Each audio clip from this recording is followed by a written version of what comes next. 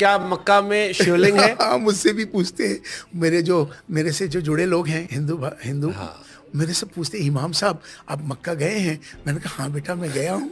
कहता है कि वहाँ पर ना हमारा शिव जी को ना उसमें ताले में बंद कर दिया है। हाँ। अच्छा, मैंने कहा शिव जी को ताले में बंद किया जा सकता है? कह लगा हाँ हाँ, ऐसा मानना है कि वो जो बैतुल्ला है उसके अंदर शिव जी को कैद कर दिया है। तो मैंने कहा नहीं बेटा, वहाँ अंदर कुछ नहीं है, वो एक कमरा है सिर्फ, जो कि साल के अंदर बादशाह 2 बार जाते हैं। जो भी वक्त का बादशाह होता है वो साल में 2 बार मतलब वहाँ जाता है, सीढ़ी लगती है, अंदर जाते हैं। अंदर जाने के बाद एक कमरा है और उस कमरे के अंदर वो जाके उसकी सफाई करते हैं। आपने क्या डिस्कवर किया कि ये सवाल क्यों आया कि मक्का के अंदर शिवलिंग है? हाँ, मुझसे चूंकि क्या है, हमारे यहाँ क्या ना, बता तो नहीं कि सोशल मीडिया पर ना एक बात को डाल दिया जाए तो लोग उसको। Welcome to the Valley of Ancient Mecca, where today is the location of the sacred mosque, visited by millions of pilgrims every year. There was once nothing but a barren desert. 4,000 years ago, Prophet Abraham was commanded by Allah to take his wife Hajar and their son Ismail on a long journey to this deserted place. Peace be upon them all. Abraham knew by revelation from God that it is there where long ago the Kaaba once stood, which was also called the Ancient House. And it is there where the Kaaba shall be rebuilt by him and his son Ismail to restore the long-forgotten legacy of this sacred place.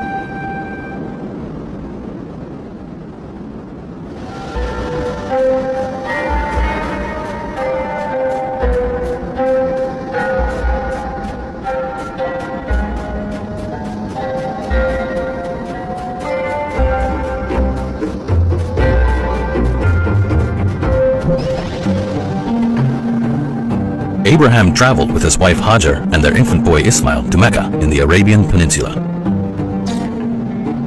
At that time, there were neither people nor a source of water or food. Finally, they camped under a tree near the location of the ancient house. After they settled down, Abraham gave Hajar a bag of dates and a water skin. Then, to her astonishment, he started to walk away without saying a word, leaving his wife and son alone at the campsite.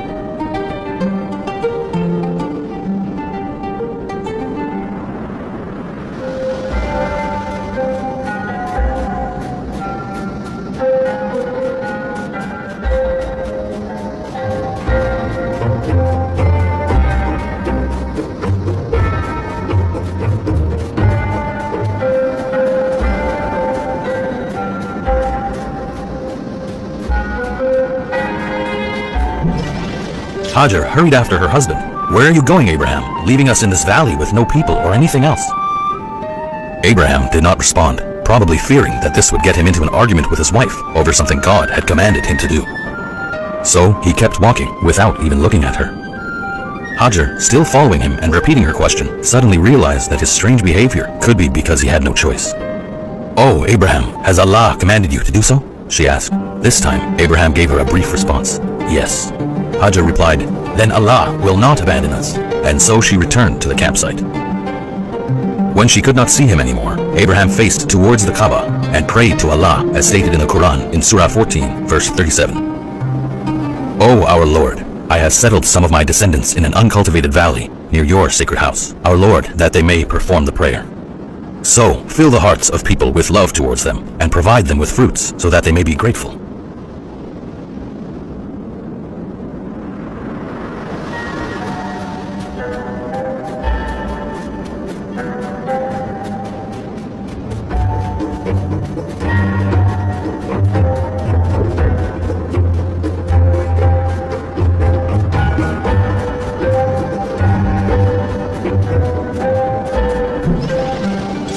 Hajar had put her trust in Allah. She continued suckling Ismail and drinking from the water she had with her. But the provisions only lasted a day or two.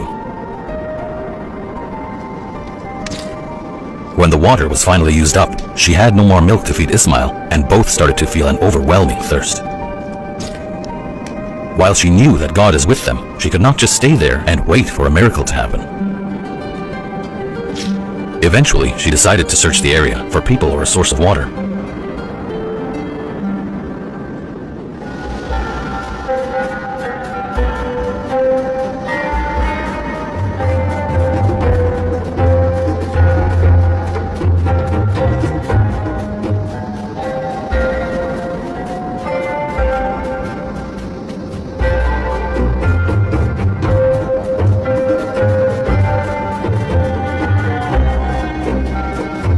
As stated in a narration by Ibn Abbas, Hajar said to herself, I should go and look so that I may see somebody. To make her search easier, she left her child at the camp and climbed up a nearby hill known as As-Safa. From this elevated spot, she hoped to see someone or something that might save them, but there was nothing. She went down to the valley and ran till she reached another hill called Al-Marwa, which would allow her to get a good view over the northern part of the valley, but again, she could not see anything that would help her. Then she said to herself, I better go and check on the child. When she arrived, she found the baby weakened and barely breathing. She could not endure watching him suffer, so she said to herself, I will go again and look. Maybe I will find somebody this time.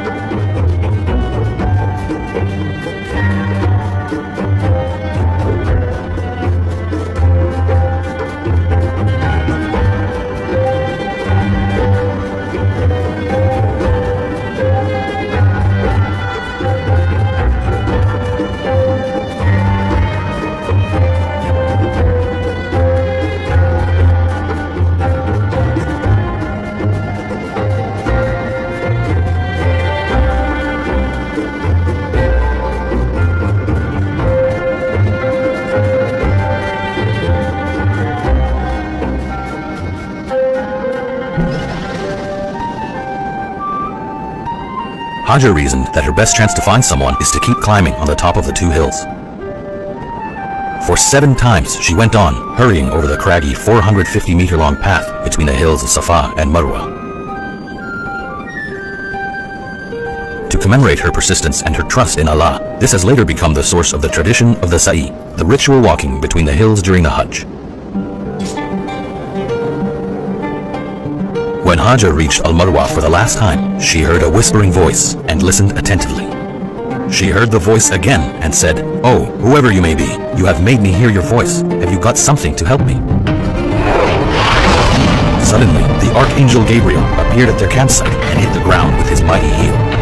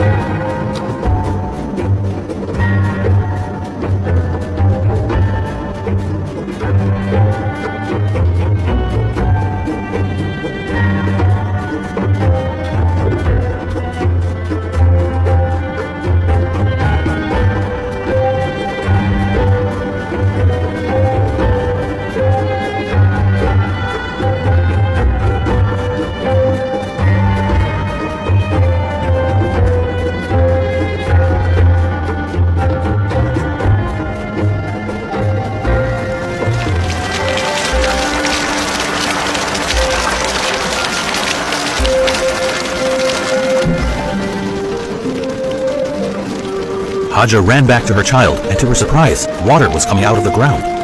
She quickly gathered some stones and started building a basin around the source to contain the water. It is said that she repeated the word Zemzam, which presumably meant in her language, it shall be gathered. She drank from the water and gave Ismail to drink from it until their thirst was quenched. The angel said to her, Do not be afraid of being forgotten, for this is the site on which the house of Allah will be built by this boy and his father, and Allah never neglects his people.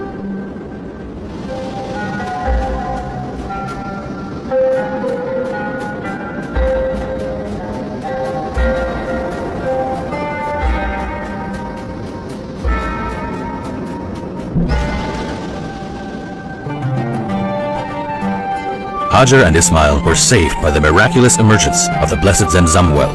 Soon after, birds started flying over the new water source. Then, by Allah's providence, a group of travelers came to Hajar and her son. They were from an ancient Arab tribe called Bani Jurhum. They would usually pass by the valley, but to their surprise, they saw birds flying over it. They found the woman and the baby near a source of crystal clear water. According to the custom of that time, Hajar was the mistress of the source. They asked for her permission to set up a camp and drink the water, and in return they would protect and provide for her and Ismail. Hajar agreed, and she raised her hands to praise Allah.